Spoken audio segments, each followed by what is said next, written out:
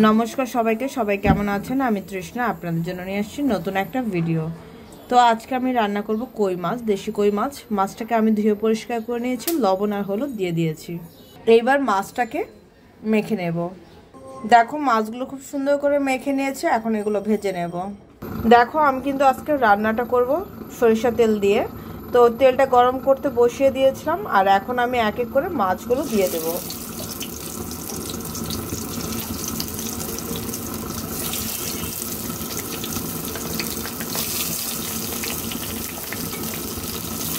তো চলো আগে এই কটা মাছ ভেজে নিই।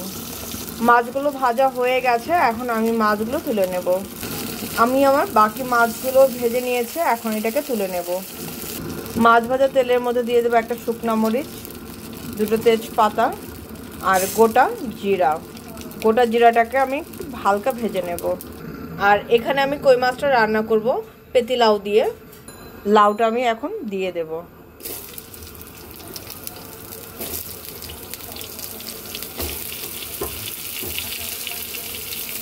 লাউ থেকে যে জলটা বের হবে সেই জল দিয়েই কিন্তু আমি সবজিটাকে কষাবো।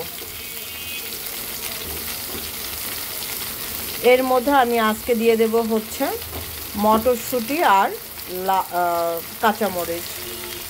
এই দিয়ে দিলাম কেটে রাখা কাঁচামরিচ আর মটরশুঁটি। সব কিছু সুন্দর করে মিক্স করে দেব।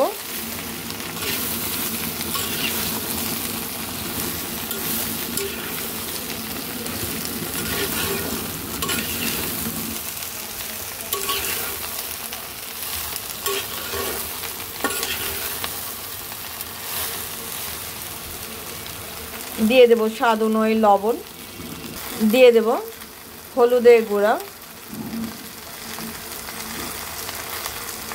দিয়ে দেব এক চামচ থেকে একটু বেশি ধনে গুঁড়া।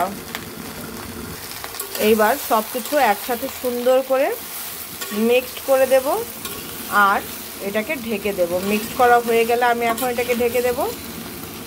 লাউ থেকে সুন্দর কিন্তু জল ছাড়বে। মটরশুঁটিটাও এর মধ্যে এখনই দিয়ে দিলাম, কারণ মটরশুঁটিটা এখন যদি না দেই মটরশুঁটিটা কাঁচা থাকবে, পরও দিলে হতো। দেখো আমার কিন্তু খুব সুন্দর মতন মিক্সড করা হয়ে গেছে, এখন আমি ঢেকে দেব। দেখো আমার লাউটা কি সুন্দর মজে গেছে। এতগুলো লাউ ছিল, পুরো গলে এতটুকু হয়ে গেছে। আমার কিন্তু ঝোলে লাউয়ের থেকে যে জলটা ছিল, লাউয়ের জল দিয়ে কিন্তু মশলাটাও কষানো হয়ে গেছে। লাউটাও দেখো কি সুন্দর হয়েছে। এখন আমি এর মধ্যে দিয়ে দেব ঝোলের জন্য জল। এইবার আমি মিক্সড করে দেব আর বলক আসা আগ পর্যন্ত ওয়েট করব। এখন আমি দিয়ে দেব ভেজে রাখা মাছগুলি।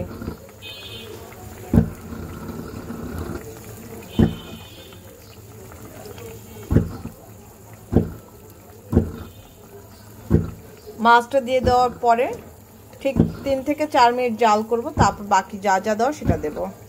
দিয়ে দেব 1 চামচের মতন জিরার গুঁড়া। জিরার গুঁড়াটা দেওয়ার পরে এবার মিক্সড করে দেব।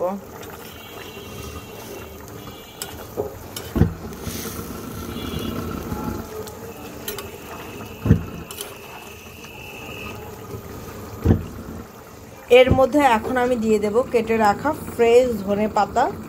আমি আর এর মধ্যে আর কোনো কিছু দেব না, জাস্ট এটাকে 3 থেকে 4 মিনিট জাল করব।